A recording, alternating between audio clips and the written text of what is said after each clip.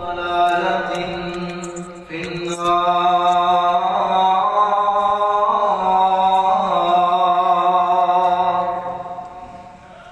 يا أيها الناس اتقوا ربكم الذي خلقكم من نفس واحدة وخلق منها زوجها وبث منهما رجالا كثيرا ونساء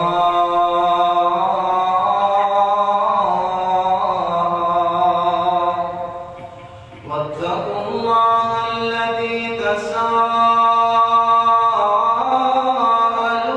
به والأرحام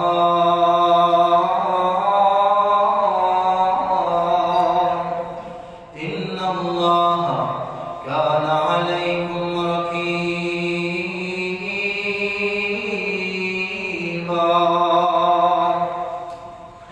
يا أيها الذين آمنوا اتقوا الله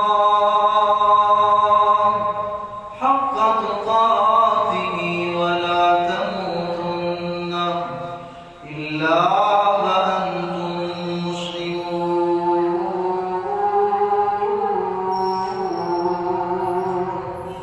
يا أيها الذين آمنوا اتقوا الله وقولوا قولا سديدا يصلح لكم أعمالكم ويغفر لكم ذنوبكم ومن يطع الله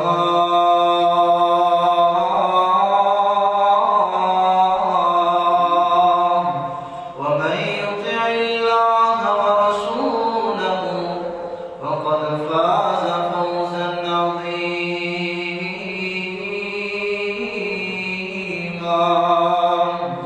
قال الله تبارك وتعالى في القرآن المجيد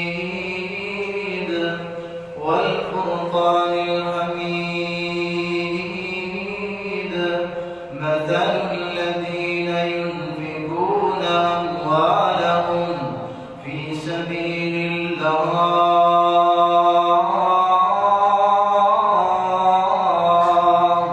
كمثل حبة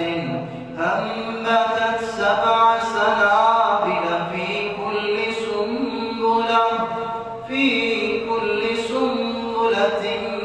100 حبة والله يضاعف لمن يشاء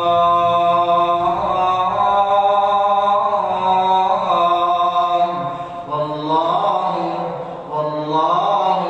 واسع عليم.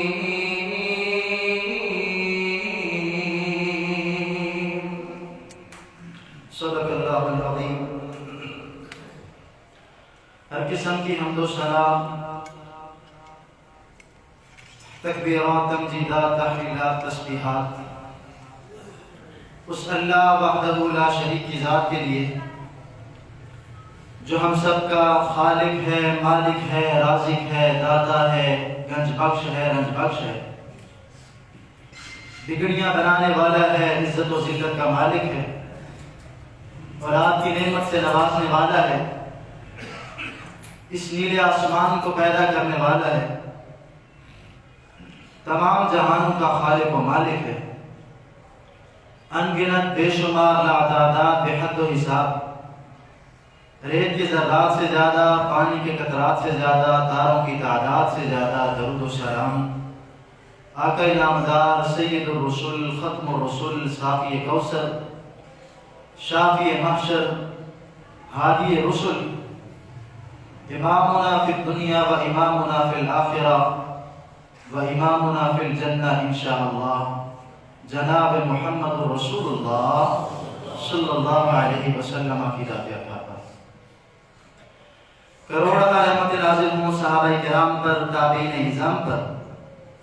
محدثین کرام پر کہ جن کی محنت، کوشش، کاوش تک و دو جد و جہد کی وجہ سے آج دین صحیح ہم تک پہنچا ہے۔ خطبے کے آغاز سے قبل بڑی عاجزی کے ساتھ انکساری کے ساتھ رب کے حضور گڑ گڑا کے دعا کریں کہ اللہ رب رحمان ہمارا یہ چند گھڑیاں مل بیٹھنا قبول و منظور فرما لے، اور کل کلا اللہ رب العزت ہم سب کو جنت کے اندر بھی اسی طرح اکٹھا فرما دے۔ دوستوں، صاحبوں، ساتھیوں، بزرگوں، میں نے آپ کے سامنے قرآن مجید فرقان حمید کی سورہ البقرہ کی آیت نمبر 261 تلاوت کی ہے۔ اس کا عام فہم اردو زبان میں ترجمہ سماعت فرمائیں۔ مالک کائنات نے فرمایا، اعوذ باللہ من الشیطان الرجیم، مثل الذین ينفقون اموالهم فی سبیل اللہ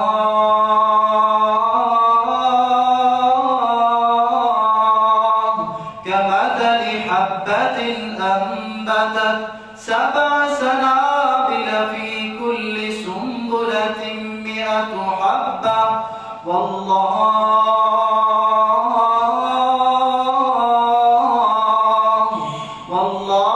يضاعف لمن يشاء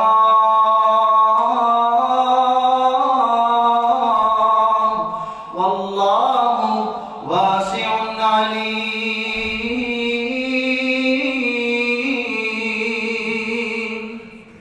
مالک کائنات نے ارشاد فرمایا، مثل الذین ينفقون اموالهم فی سبیل اللہ، مثال ان لوگوں کی جو اپنے مالوں کو اللہ کے راستے کے اندر خرچ کرتے ہیں، کمثل حبۃ، اس دانے کی مانند، وہ گندم کا دانہ کہ جس کو زمین کے اندر زمین کو نرم کرنے کے بعد بویا جاتا ہے اور اس کے بعد اس کی آبیاری کی جاتی ہے، کمثل حبۃ انبتت 7 سنابل، وہ دانہ کہ جس کو زمین کے اندر بونے کے بعد جب وہ نکلتا ہے تو اپنی 7 کونپلیں 7 بالیاں باہر نکال دیتا ہے، 7 سنابل فی کل سنبلۃ 100 حبہ، اور ہر کونپل کے اندر، ہر بالی کے اندر 100 دانہ ہوتا ہے، واللہ یضاعف لمن یشاء، اور اللہ جسے چاہے بڑھا چڑھا کے دے دیتا ہے، واللہ واسع علیم، اور اللہ بہت وسعت والا اور علم رکھنے والا ہے۔ اس آیت کریمہ کا شان نزول تفسیر قرطبی کے اندر جلد نمبر 4 صفحہ نمبر 323 کے اندر آتا ہے۔ شان نزول کیا ہے؟ عبد الرحمن ابن عوف رضی اللہ تعالی عنہ، ان کے پاس 8000 درہم تھے، وہ اپنے 4000 درہم اللہ کے حبیب جناب محمد رسول اللہ صلی اللہ علیہ وسلم کی ذات اقدس کے اندر ان کی بابرکت جو مجلس لگی ہوئی تھی اس کے اندر آ کے جمع کرواتے ہیں اور کہتے ہیں اللہ کے نبی جناب محمد رسول اللہ صلی اللہ علیہ وسلم، یہ 4000 درہم آپ کی پیش خدمت کرتا ہوں اور 4000 درہم اپنے گھر کے اندر چھوڑ کے آ گیا ہوں، اللہ نے مجھے 8000 درہم دیے تھے۔ اللہ کے حبیب جناب محمد رسول اللہ صلی اللہ علیہ وسلم عبد الرحمن بن عوف رضی اللہ تعالیٰ عنہ کے لیے دعا کرتے ہیں، اے عبد الرحمن بن عوف، جو تو لے کے آیا ہے اللہ اس میں بھی برکت رکھ دے، اور جو تو اپنے گھر میں چھوڑ کے آیا ہے اللہ اس میں بھی برکتوں کا نزول فرما دے۔ اور دوسرا اس کا شان نزول، عثمان بن عفان رضی اللہ تعالیٰ عنہ، غزوہ تبوک، حالات بہت تنگ ہیں، عثمان بن عفان رضی اللہ تعالیٰ عنہ کہتے ہیں پیارے آقا جناب محمد رسول اللہ صلی اللہ علیہ وسلم، کملی والے پریشان نہیں ہونا، آپ کا یہ غلام، آپ کا یہ خادم موجود ہے، 1000 اونٹ تجارتی سامان کے ساتھ لدا ہوا، وہ میں عثمان بن عفان عثمان غنی رضی اللہ تعالیٰ عنہ رب رحمان کی ذات کے لیے اللہ کے چہرے کی خوشنودی کی خاطر فی سبیل اللہ آپ کی پیش خدمت کروں گا۔ عثمان بن عفان رضی اللہ تعالیٰ عنہ 1000 اونٹ اللہ کی راہ میں فی سبیل اللہ جو تجارتی سامان کے ساتھ لگا ہوا تھا، وہ پیارے آقا جناب محمد رسول اللہ صلی اللہ علیہ وسلم کی پیش خدمت کرتے ہیں۔ اللہ کے حبیب جناب محمد رسول اللہ صلی اللہ علیہ وسلم اتنا خوش ہوئے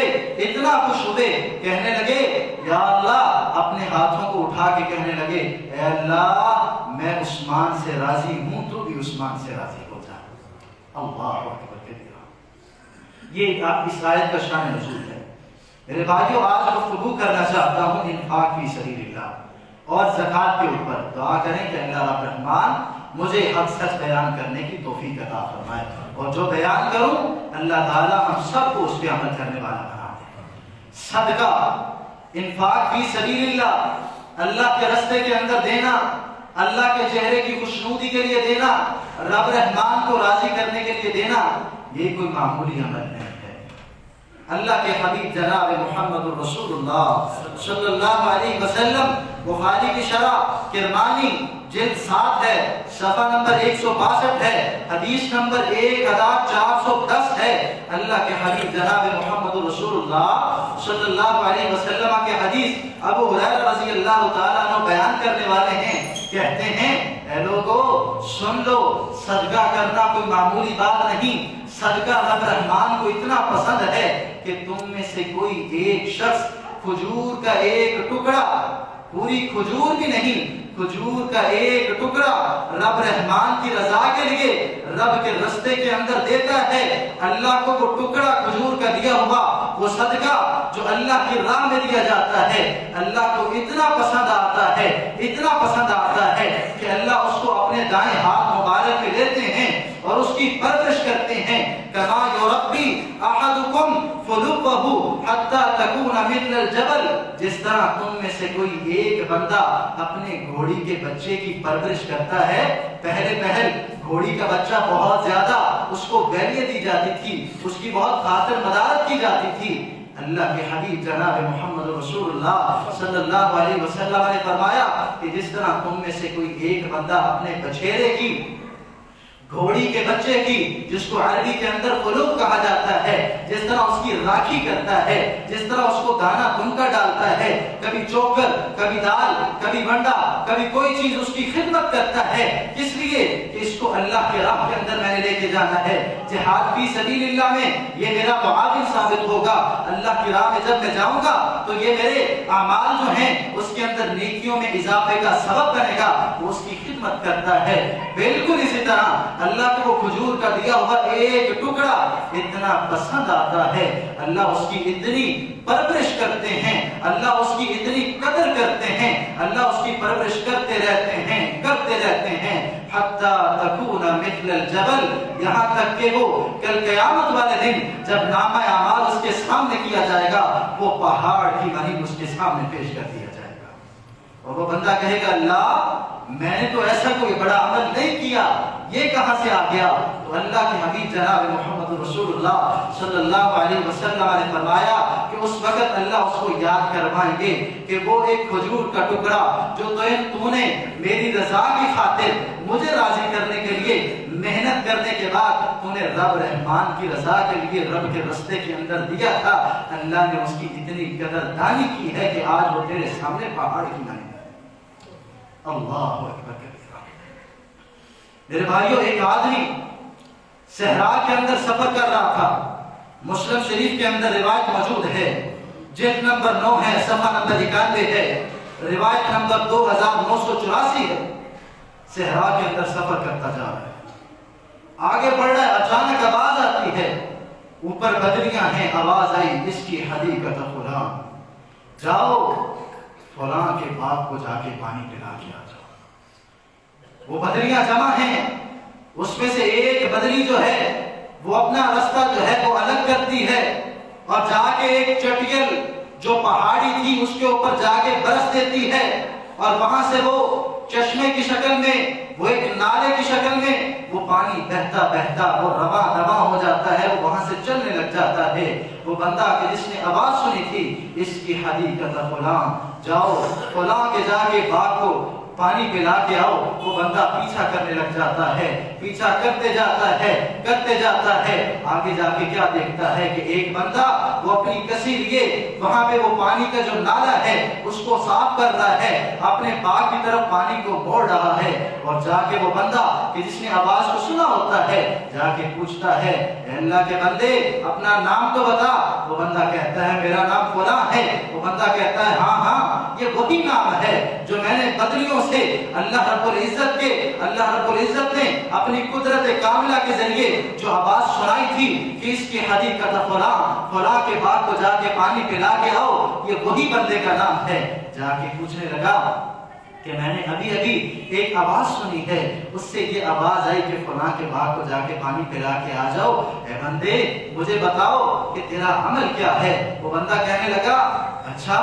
ایسی بات ہے، میرا کوئی خاص عمل نہیں ہے، بس یہ ہے فَإِنِّي أَنْظُرُ إِلَى مَا يَخْرُجُ مِنْهَا، یہ تیرے سامنے یہ میرا چھوٹا سا باغ ہے، جب اس باغ کی فراوانی ہو جاتی ہے، یہ ثمر آور ہو جاتا ہے، اپنا پھل نکالتا ہے، اس سارے پھل کو میں جمع کر لیتا ہوں اور اس سارے پھل کے میں 3 حصے کر لیتا ہوں، ایک حصہ میں اللہ رب رحمان کے صدقے کے اندر خرچ کر دیتا ہوں، دوسرا حصہ جو ہے وہ میں اپنے اہل و عیال کے لیے رکھ لیتا ہوں، اور تیسرا حصہ جو ہے فَرَدَّ إِلَىٰ ثُلُثِهَا، وہ اسی کی طرف میں واپس لوٹا دیتا ہوں تاکہ اس باغ کی آبیاری کر سکوں اور یہ باغ جو ہے یہ دوبارہ سے ثمر آور ہو جائے، بس اتنا سا ہے، دیکھ لو اللہ رب العزت کا کرم ہے، باقی سب کے باغ جو ہیں وہ خشک پڑے ہوئے ہیں، پہاڑی علاقہ ہے، صحرا ہے، میدان بھی نہیں، چٹیل میدان ہے، لیکن رب رحمان کا کرم ہے کہ الحمدللہ ثم الحمدللہ اللہ تعالیٰ مجھے کبھی بھی گھاٹے میں نہیں جانے دیتا۔ وجہ کیا تھی کہ وہ اللہ کے راستے کے اندر دیا کرتا تھا۔ اللہ اکبر کبیرہ۔ اور میرے بھائیوں صدقہ کرنے کے ساتھ کوئی بھی بندہ کبھی بھی وہ غریب نہیں ہو سکتا۔ اللہ کے حبیب جناب محمد رسول اللہ صلی اللہ علیہ وسلم کا فرمان عالی شان کہ کوئی بھی بندہ جو اللہ کی راہ کے اندر دیتا ہے، اللہ اس کو دینے کی وجہ سے اگر وہ اللہ کے راستے کے اندر مال خرچ کرتا ہے تو اللہ اس کے مال کو مزید بڑھا دیتا ہے، اور کوئی بھی بندہ جو حق پہ ہونے کے باوجود کسی کو معاف کر دے تو اللہ رب العزت اس کی عزت کے اندر اضافہ فرما دیتے ہیں۔ میری بات نہیں، اللہ کے حبیب جناب محمد رسول اللہ صلی اللہ علیہ وسلم کا فرمان عالی شان۔ اور میرے بھائیوں رب رحمان کا فرمان ہے وَمَا أَنفَقْتُم مِّن شَيْءٍ فَهُوَ يُخْلِفُهُ، جو بھی کوئی چیز تم اللہ کے راستے کے اندر دو گے فَهُوَ يُخْلِفُهُ، وہ اللہ تمہیں واپس دے دے گا، وہ اللہ تمہیں واپس لوٹا دے گا۔ کیسے لوٹائے گا؟ وَالْحَسَنَةُ بِعَشْرِ أَمْثَالِهَا، ایک گنا نہیں، 2 گنا نہیں، 3 گنا نہیں، 5 7 گنا نہیں، 8 9 گنا نہیں، 10 گنا بڑھا چڑھا کے اللہ تمہیں واپس کرے گا۔ اور اس کے بعد اللہ کے حبیب جناب محمد رسول اللہ صلی اللہ علیہ وسلم نے فرمایا کہ اللہ اس چیز پہ قادر ہے کہ اس 10 گنا کو بڑھا کے تمہاری نیت کی وجہ سے اللہ 700 گنا تک الى 700 اضعاف، اللہ اس کو 700 گنا تک بڑھانے پہ قادر ہے۔ یقین جانیے آج آپ کاروبار کرتے ہیں، آپ سے کوئی بندہ مانگ لے، آپ کو کہہ دے کہ کل میں آپ کو پیسے دے دوں گا اور اس کے ساتھ آپ کو منافع بھی دوں گا، اور منافع 1% نہیں، 2% نہیں، 700 گنا 700% بڑھا چڑھا کے دوں گا، تو اگر وہ بندہ اس کو پیسہ نہیں دیتا تو آپ کیا کہیں گے؟ یار بڑا بیوقوف بندہ ہے۔ اللہ کیا کہتا ہے؟ ان تقرضوا اللہ قرضا حسنا یضاعفہ لکم، اگر تم اللہ کو قرض حسنہ دو گے، اللہ کی راہ کے اندر خرچ کرو گے، یضاعفہ لکم، تو اللہ تمہیں بڑھا چڑھا کے دے گا۔ لیکن ہم کیا کرتے ہیں؟ اللہ کی راہ کے اندر دینا ہو تو وہی 5-10 کا نوٹ جو ہم سے کہیں پہ استعمال نہیں ہوتا وہی ہم کو مسجد کے گلے کے اندر دکھائی دیتا ہے، وہ چیز جو ہم کسی جگہ پہ استعمال نہیں کر سکتے وہ ہم لا کے اللہ کے راستے کے اندر ڈال دیتے ہیں، حالانکہ رب رحمان کا فرمان ہے اے لوگو یا ایھا الذین آمنوا انفقوا من طیبات ما کسبتم، اگر اللہ کو دینا ہے، اگر اللہ کی راہ کے اندر خرچ کرنا ہے تو سب سے پاکیزہ کمائی جو ہے اس کو اللہ کی راہ میں خرچ کرو۔ ردی ہوئی چیز کو اللہ پسند نہیں کرتے۔ ولا تیمموا الخبیث، خبیث چیز کا ارادہ نہ کرو،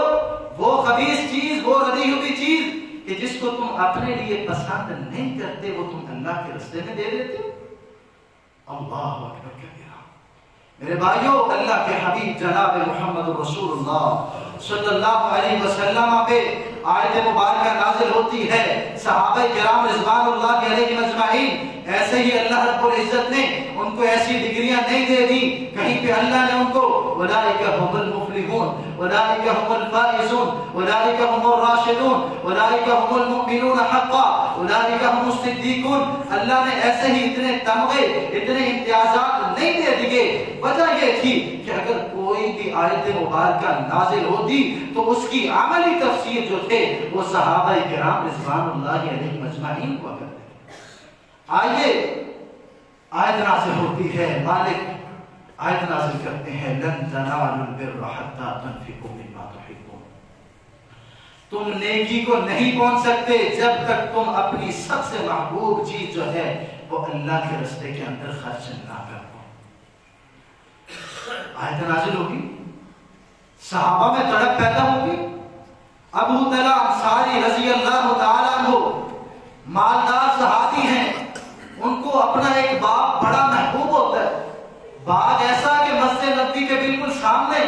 اور وہ باغ اللہ کے حبیب جناب محمد رسول اللہ صلی اللہ علیہ وسلم کو بھی بڑا محبوب تھا۔ اللہ کے نبی نماز کے بعد آیا کرتے، چہل قدمی کیا کرتے، وہاں سے تازہ پانی جو چشمے کا پھوٹا کرتا، ہائے قربان جاؤں، وہ پانی پیا کرتے اور باغ کے لیے دعائیں کیا کرتے۔ ابو طلحہ انصاری رضی اللہ تعالیٰ عنہ، انہوں نے سنا کہ رب رحمان نے آیت نازل کر دی ہے کہ تم تب تک حقیقی نیکی کو نہیں پہنچ سکتے جب تک تم اپنی سب سے محبوب چیز جو ہے وہ اللہ کے راستے کے اندر نہ دے دو۔ اللہ کے حبیب جناب محمد رسول اللہ صلی اللہ علیہ وسلم کی مبارک مجلس میں جاتے ہیں اور جا کے کہتے ہیں اللہ کے حبیب جناب محمد رسول اللہ صلی اللہ علیہ وسلم، یہ سامنے جو باغ ہے مجھے بڑا محبوب ہے، میرا بڑا اس کے دل آتا ہے، میں جب یہاں پہ جاتا ہوں بڑا لطف اندوز ہوتا ہوں، رب نے اس میں بیش بہا نعمتیں دی ہیں، مجھے بڑا پسند ہے۔ اللہ کے حبیب رب رحمان نے آیت نازل کر دی ہے، اس باغ کو میں اللہ کے راستے کے اندر وقف کرتا ہوں۔ اللہ عملی تفسیر، عملی تفسیر، ہماری طرح بطوری نہیں تھے، ہماری طرح دماغ دہل ہو کے صرف وہ ہوائی فائر کرنے والے نہیں تھے کہ ہم ایسے کر دیں گے، فلاں کر دیں گے، فلاں کر دیں گے، چلے ہوئے کارتوس نہیں تھے۔ وہ جو بات کرتے تھے اس پہ ثابت قدم رہتے تھے اور وہ بالکل ثابت قدم ہونے کے ساتھ اس پہ عمل پیرا ہو کر دکھاتے تھے۔ اسی وجہ سے رب رحمان نے ان کا اتنا مقام و مرتبہ رکھا۔ اللہ کے حبیب جناب محمد رسول اللہ صلی اللہ علیہ وسلم نے کہا اے ابو طلحہ انصاری رضی اللہ تعالیٰ عنہ، میں نے تمہاری بات کو سن لیا ہے، اللہ قبول کرے، لیکن میں محمد صلی اللہ علیہ وسلم تمہارے لیے یہ پسند کرتا ہوں کہ تم اپنا یہ باغ جو ہے یہ اپنے رشتہ داروں کے اندر تقسیم کرو۔ اور وہ باغ ابو طلحہ انصاری رضی اللہ تعالیٰ عنہ نے اپنے چچیرے بھائیوں اور اپنے جو ان کے کزن تھے ان کے اندر اس باغ کو تقسیم کر دیا۔ اور میرے بھائیوں غور سے ایک مسئلہ سمجھ لیجئے، معراج پہ اللہ کے حبیب جناب محمد رسول اللہ صلی اللہ علیہ وسلم جاتے ہیں، کیا دیکھتے ہیں کہ عورتیں جہنم میں کثرت سے بہت زیادہ تعداد کے اندر موجود ہیں۔ واپس آئے، آگے عورتوں کو مخاطب کیا اور کہا کہ جہنم میں میں نے تمہاری بہت زیادہ کثرت دیکھی ہے، بہت زیادہ تعداد کے اندر موجود دیکھا ہے۔ عورتیں ڈر گئی کیونکہ وہ بھی صحابیات تھیں، ان کے دل کے اندر بھی ایمان کی تڑپ موجود تھی۔ کہنے لگی اللہ کے نبی جناب محمد رسول اللہ صلی اللہ علیہ وسلم ہماری کثرت کہنے لگے اللہ کے حبیب جناب محمد رسول اللہ صلی اللہ علیہ وسلم تکفرنا العشیر، تمہاری ناشکری کی وجہ سے، تمہارے کفر کرنے کی وجہ سے جو تم کہہ دیتی ہو، کوئی آفت آ جائے تو کہہ دینا کہ ہم نے تو آج تک کوئی خوشی دیکھی نہیں، یہ تمہارے ان الفاظ کی وجہ سے، تمہارے اس ناشکری کی وجہ سے تمہاری جہنم کے اندر کثرت ہے۔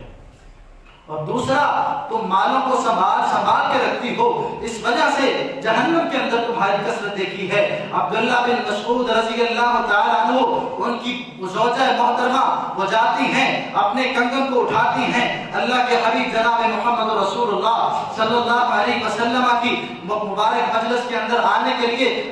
لیے نکل پڑتی ہیں۔ رستے کے اندر عبداللہ بن مسعود ملتے ہیں، پوچھا کہاں پہ جا رہی ہو؟ اے امت اللہ کی بندی کہاں پہ جا رہی ہو؟ کہنے لگی اللہ کے حبیب جناب محمد رسول اللہ صلی اللہ علیہ وسلم نے یہ مسئلہ کیا ہے، میرے پاس یہ کنگن موجود ہیں، اللہ کے حبیب جناب محمد رسول اللہ صلی اللہ علیہ وسلم ان کی نظر کرنے جا رہی ہوں، ان کو دینے جا رہی ہوں، اللہ کی راہ کے اندر خرچ کرنے جا رہی ہوں۔ عبداللہ بن مسعود رضی اللہ تعالیٰ عنہ کہنے لگے اے امت اللہ کی بندی، یہ جو صدقہ انہیں کسی اور کو دینا ہے مجھے دے دے۔ پریشان ہو گئی، میرا خامن تجھے صدقہ دے دو؟ کہنے لگی کیسے ممکن، تمہارے پاس کوئی دلیل موجود ہے؟ کہنے لگی دلیل تو کوئی نہیں۔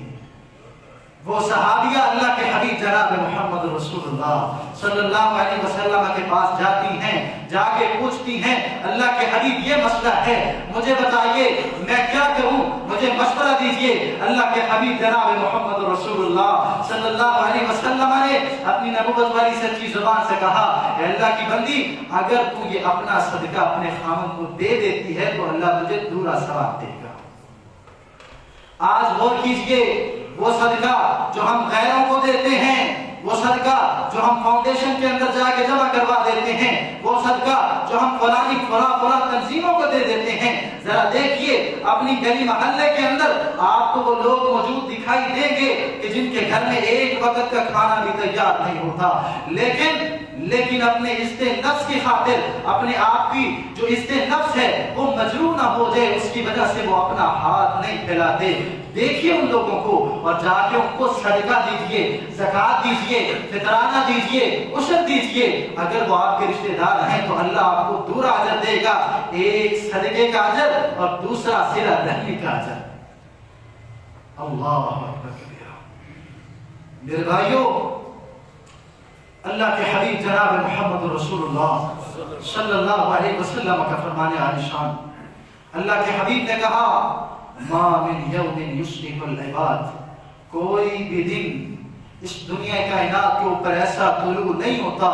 الا وملکان ینزلان، ذرا کانوں کو کھول کے ہمدن گوش ہو کے چند لمحوں کے لیے اپنے ذہنوں کی لگاموں کو میرے حوالے کر کے اس حدیث مبارکہ کو سنیے گا اور پھر اس کے بعد جج کیجئے گا کہ ہم کس ترازو میں، کس پلڑے میں پڑتے ہیں۔ اللہ کے حبیب نے کہا کوئی بھی دن اس دنیا کے اوپر جو طلوع ہوتا ہے وہ نہیں ہوتا مگر اس میں دو فرشتے اللہ رب العزت ان کو زمین پہ اتارتے ہیں، الا وملکان ینزلان، دو فرشتے اترتے ہیں، فیقول احدہما، ان میں سے ایک کہتا ہے اللہم اے اللہ اعطی منفقا خلفا، اللہ جو تیرے رستے کے اندر دیتا ہے غریبوں کو، ناداروں کو، ناداروں کو، یتیموں کو، بیواؤں کو، مساکین کو، مساجد کو، مدارس کو اور سب کو جا کے دیتا ہے، اللہم اعطی منفقا خلفا، اللہ جو تیری رضا کی خاطر دیتا ہے اس کو بڑھا چڑھا کے دے دے۔ اور فیقول الآخر، اور دوسرا کہتا ہے اللہم اعطی ممسکا تلفا، اے اللہ جو تیرے رستے کے اندر اپنے ہاتھ کو بھینچ لیتا ہے، اپنے ہاتھ کو پیچھے کر لیتا ہے، اپنی جیب پہ تالے لگا لیتا ہے، اپنے بینک بیلنس پہ نظر نہیں دوڑاتا، تیرے رستے کے اندر دیتے ہوئے کنجوسی کرتا ہے، ممسکا تلفا، اللہ ایسے بندے کے مال کو ہلاک کر دے، تباہ کر دے، برباد کر دے۔ اور آپ کا کیا خیال ہے کہ اللہ رب العزت فرشتوں کی دعا کو قبول نہیں کرتے ہو؟ اور پھر کمپیریزن کیجئے، آج ہمارے پاس روپیہ بھی بہت، پیسہ بھی بہت، سب کچھ بہت، لیکن پھر بھی ہمیں سکون نصیب نہیں، وجہ کیا ہے کہ اللہ اس مال سے اپنی برکت کو اٹھا لیتے ہیں۔ میرے بھائیوں، یہ تو رہا عام صدقہ، صدقوں میں سے سب سے بڑھ کے جو فریضہ ہے وہ زکوٰۃ ہے۔ زکوٰۃ کیا؟ وَأَقِیمُوا الصَّلَاةَ وَآتُوا الزَّکَاةَ، نماز کو قائم کرو اور زکوٰۃ کو ادا کرو۔ زکوٰۃ کون سی؟ وہ زکوٰۃ بنی الاسلام علی خمس، اسلام کی بنیاد کتنی چیزوں پہ؟ 5 چیزوں پہ، شہادت اللہ الہ الا اللہ وان محمدا عبدہ ورسولہ واقام الصلاۃ وایتاء الزکاۃ والحج وصوم رمضان۔ 5 چیزوں کے اوپر اللہ کے حبیب جناب محمد رسول اللہ صلی اللہ علیہ وسلم نے اسلام کی عمارت اس کو استوار کر دیا، اس کی بنیاد رکھ دی۔ ان میں سے ایک چیز کیا ہے؟ زکوٰۃ ہے۔ اور میرے بھائیوں، جو زکوٰۃ کا منکر ہے، جو زکوٰۃ نہیں دیتا، جو یہ کہتا ہے کہ میں زکوٰۃ نہیں دوں گا، اللہ کی قسم، اللہ کے حبیب جناب محمد رسول اللہ صلی اللہ علیہ وسلم کے خلیفہ راشد، خلیفہ اول، ان کے جانثار، ان کے ساتھی، ان کے رفیق حضرت ابو بکر صدیق رضی اللہ تعالی عنہ جب ان کو رب رحمان خلافت دیتے ہیں تو وہ کہتے ہیں من فرق بین الصلاۃ والزکاۃ، کہ جس نے نماز کے درمیان اور زکوٰۃ کے درمیان فرق کیا، میں ایسے بندے کو مسلمان نہیں سمجھتا۔ اور کہا کہ زکوٰۃ جو ہے اس کا جو مال ہے وہ اللہ کا حق ہے، اور اس کے بعد اللہ کی قسم اٹھاتے ہوئے کہا واللہ، اللہ کی قسم، لو منعونی اقالا، اگر یہ لوگ، یہ دنیا کائنات کے اندر بسنے والے مجھے زکوٰۃ کی بنتی ہوئی جو ایک رسی ہے، وہ رسی کہ جس کے ساتھ اونٹ کی ٹانگ کو، اس کی بازو کو باندھا جاتا ہے، اگر وہ زکوٰۃ کی بنتی ہے، اگر اللہ کی قسم یہ لوگ وہ رسی بھی مجھ سے روکیں، کانوا یؤدونہ الی رسول اللہ، کہ جس کو اللہ کے حبیب جناب محمد رسول اللہ صلی اللہ علیہ وسلم کے زمانے کے اندر یہ دیا کرتے تھے، واللہ، اللہ کی قسم، لأقاتلنہم علی منعہ، میں ان کے اس رسی کو روکنے کی وجہ سے بھی میں ان سے قتال کروں گا۔ اور ایسے بندے کے ایمان کے بارے میں اہل علم سے پوچھنا پڑے گا کہ آیا یہ بندہ مسلمان بھی ہے کہ نہیں، کہ جو بندہ زکوٰۃ کا انکاری ہے، زکوٰۃ کا منکر۔ اللہ اکبر کبیرہ،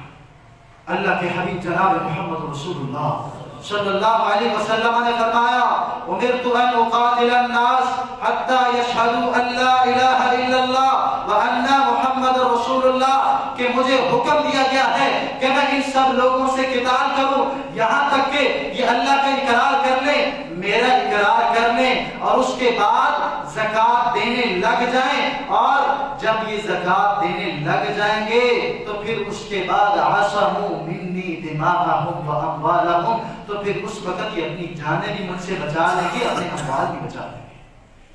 اگر یہ اپنے مال اور جانیں بچانا چاہتے ہیں تو ان کو زکوٰۃ دینا پڑے گی، لیکن اگر یہ زکوٰۃ کے منکر ہیں، زکوٰۃ کے انکاری ہیں،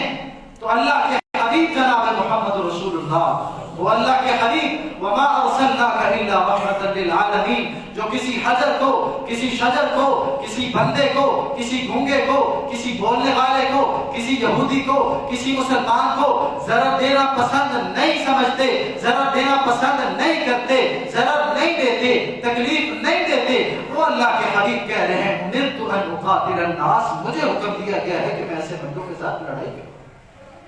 وجہ کیا ہے کہ اگر یہ زکوٰۃ سے اپنے آپ کو روکیں، زکوٰۃ کا مال نہیں دیں گے، زکوٰۃ جو ہے مال کا حق ہے وہ نہیں دیں گے، تو اس وقت مجھے حکم دیا گیا ہے کہ میں ان کے ساتھ لڑائی کروں۔ یہ تو دنیا کا عذاب ہے، دنیا کے اندر رسوائی ہے۔ اللہ کے حبیب جناب محمد رسول اللہ صلی اللہ علیہ وسلم، بخاری کی روایت ہے، اللہ کے حبیب نے کہا من آتاہ اللہ مالا، کہ جس کو اللہ نے مال دیا فلم یؤدی زکاتہ، وہ اس کی زکات کو نہیں دیتا، مثل له یوم القیامت شجاعا اقرع له ذریبتان، کل قیامت کا دن ہوگا، اس پہ ایک ایسا سانپ مسلط کر دیا جائے گا جو گھنجا ہوگا، اس کے گلے کا توڑ بنا دیا جائے گا، اور اس کے اوپر اس کے اقرع له ذریبتان، اس کی آنکھوں کے اوپر 2 سیاہ نقطے ہوں گے، اور ثم یأخذ بلحظمتیہ یعنی شدقیہ، وہ اس کے جبڑوں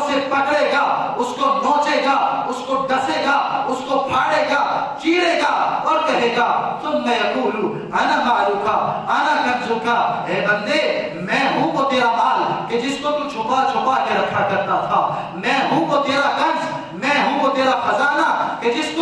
کی تو زکوٰۃ ادا نہیں کیا کرتا تھا، کل قیامت والے دن اللہ رب العزت اس پہ یہ سانپ وصول کرے۔ اللہ اکبر کبیرہ۔ میرے بھائیو، زکوٰۃ رمضان آنے والا ہے، بعض ساتھی جو ہیں وہ یہ سمجھتے ہیں کہ ہر رمضان کی رمضان جو ہے وہ ہم نے زکوٰۃ دینی ہے۔ مسئلے کو سمجھیے گا، زکوٰۃ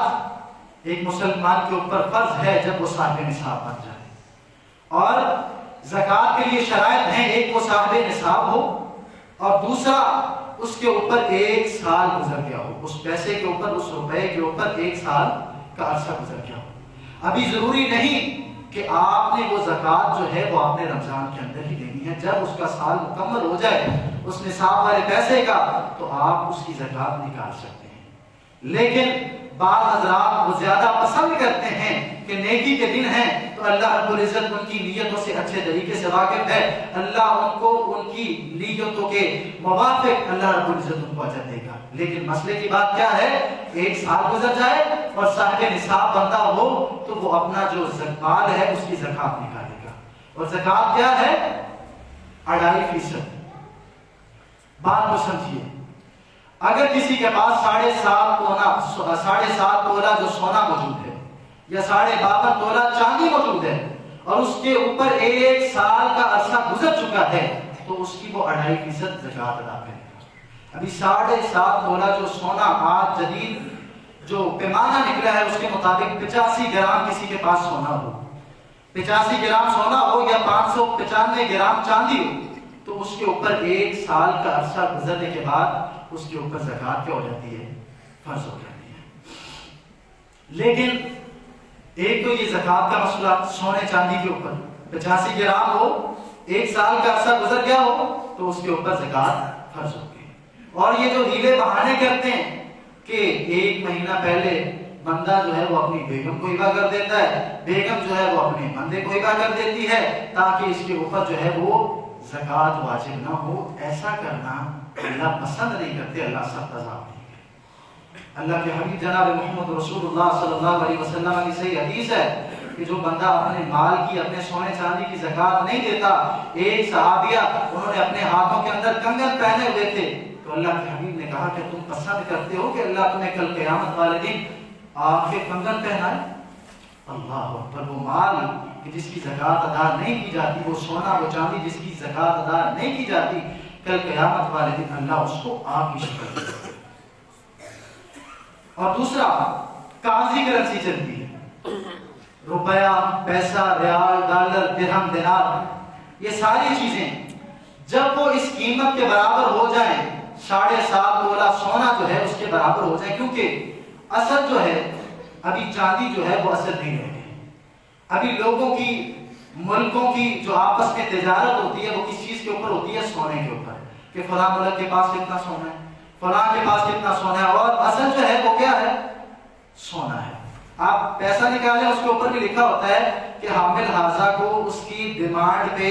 مطالبے پہ واپس کیا جائے گا، ادا کیا جائے گا۔ کیا واپس کیا جائے گا؟ یہ تو پیسے ہیں، کاغذ ہے، کیا؟ سونا ادا کیا جائے گا، یہ اس کی عوض میں ہم لیتے ہیں۔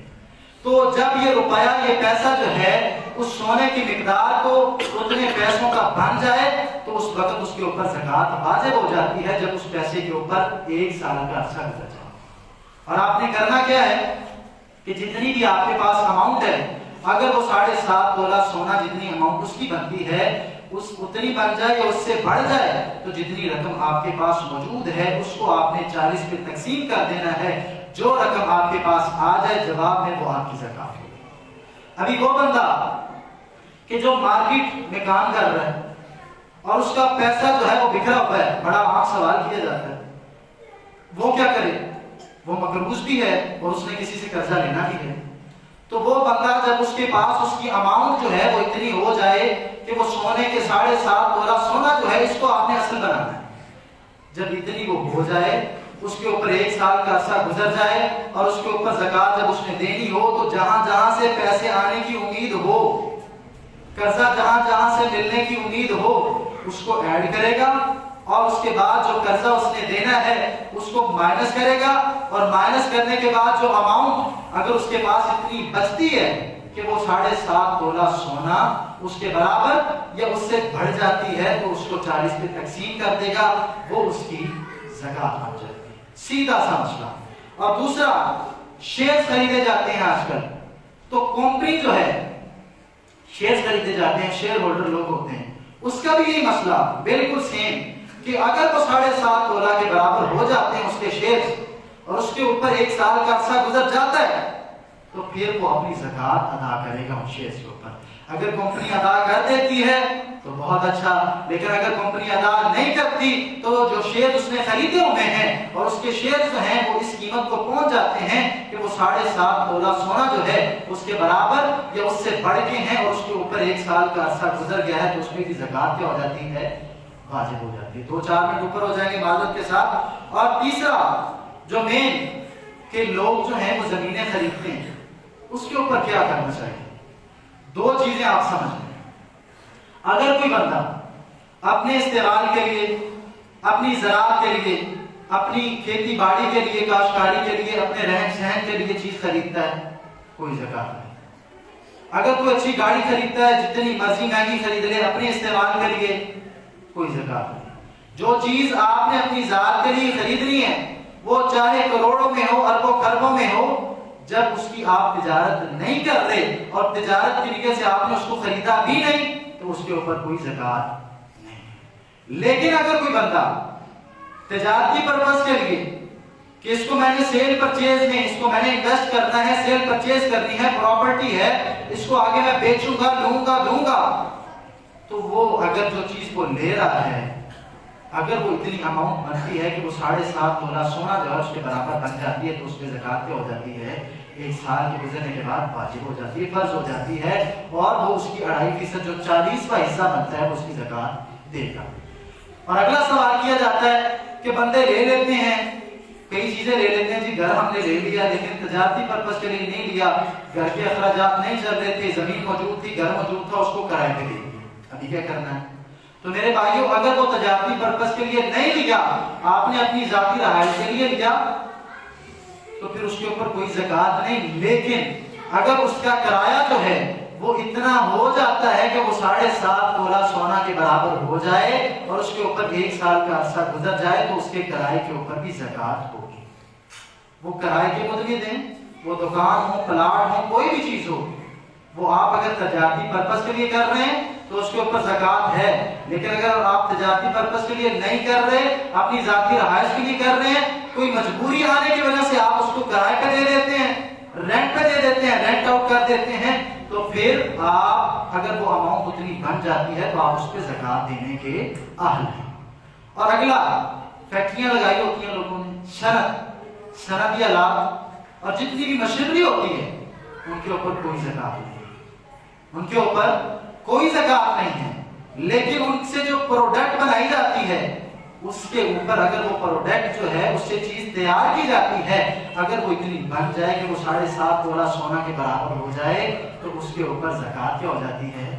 واجب ہو جاتی ہے۔ صنعتی آلات پہ کوئی نہیں، اور اگر اس سے منافع ملے اور اس کی جو پروڈکٹ تیار ہو رہی ہے اگر وہ 7.5 تولہ سونا کے برابر ہو جائے یا اس سے بڑھ جائے تو اس کے اوپر 1 سال کی گزرنے کے بعد اللہ رب العزت کی طرف سے اس پہ زکات کیا ہو جاتی ہے؟ واجب ہو جاتی ہے۔ اللہ رب العزت سے دعا کریں کہ اللہ رب العزت ہم سب کو دین صحیح کی سمجھ عطا فرمائے اور دین صحیح پہ عمل کرنے والا بنا دے۔ وآخر دعوانا الحمدللہ۔